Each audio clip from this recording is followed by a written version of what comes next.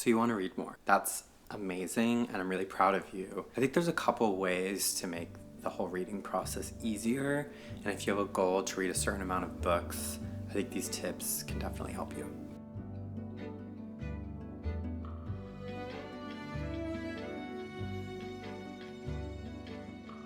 So I actually doubled the amount of books that I read last year, and I think that implementing these tips and strategies really helped me get to that point.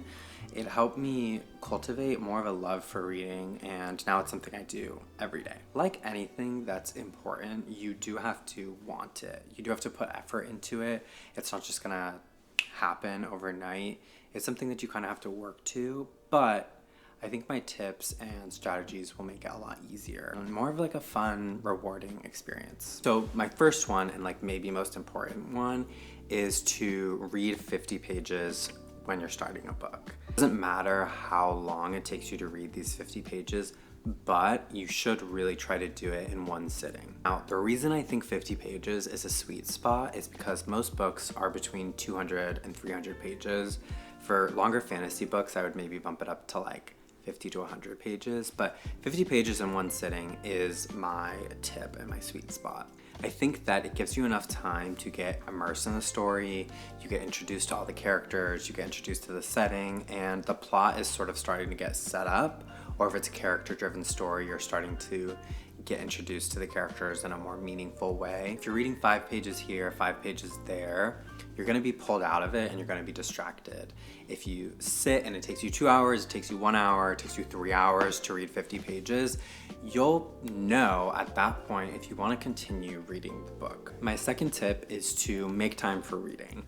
Now, I know it might seem like you're really busy, and you probably are, but you can dedicate 15 minutes to reading every day. I know you can. With that, I would say read at a time where you know that you're gonna be focused.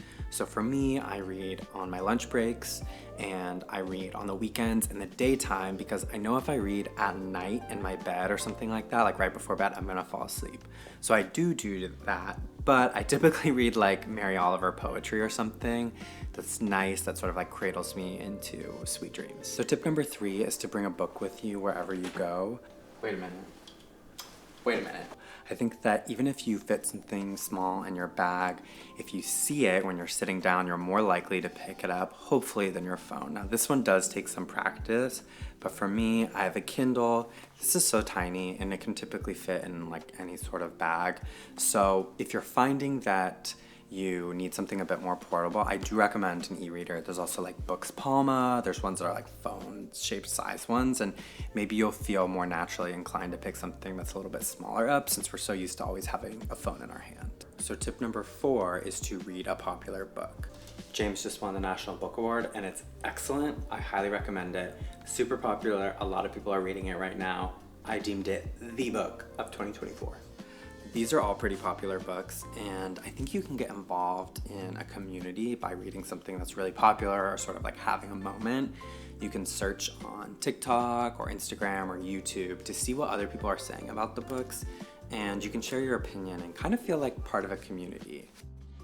What the is wrong with Robin Hobb? I just finished Assassin's Apprentice.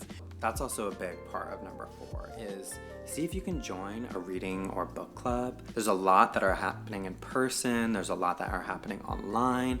I think one, though, that you can sort of show your face at and participate that way is a good one, because you can really put a face behind the username and, I don't know, meet in person and make new friends. And I think that a lot of books, for example, these 3 here, are really popular. So if you're not feeling ready to join a book club yet, you can at least be part of the conversation on books that are popular currently. I think by reading popular books, you can really hone your taste, and you're exposed to a lot of different things. So part of that is also reading what sounds interesting to you.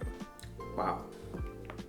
There might be a book that's really popular but doesn't really strike your interest, but there might be a book that you've probably never heard of, or no one else has really read that you've known, that strikes your interest. Pick it up, try it out, see if it fits for you. The final tip, which ties everything together, is don't be afraid to stop reading a book if you're not liking it.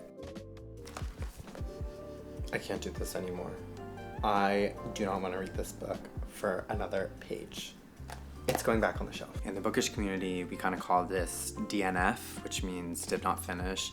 And I think it's a really important skill that I need to be utilizing more myself. I think that noticing when a book is really just being framed as negative in my mind is like a really big signal. It's hard to know when to stop a book, but that sort of ties us back to that first point, which if you give a book 50 pages, I think you've read enough at that point to kind of get a sense of it, and you can know if you want to continue or maybe you want to put it back on the shelf for a bit. Well, I'm sure that I might have missed something, so if you have any tips that have helped you learn how to read more, I would love to hear them. Drop them in the comments.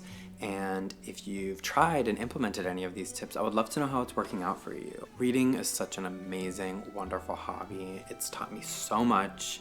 It's made me connect deeper with my emotions, explore new worlds, and learn about different kinds of people and different kinds of stories. Like, I feel like it's also made me more emotionally intelligent as well. Like, it's only been beneficial, and it's a hobby that I love. So I'm so grateful to reading, and I hope that if you're looking to read more this year, my tips can help you achieve your goals.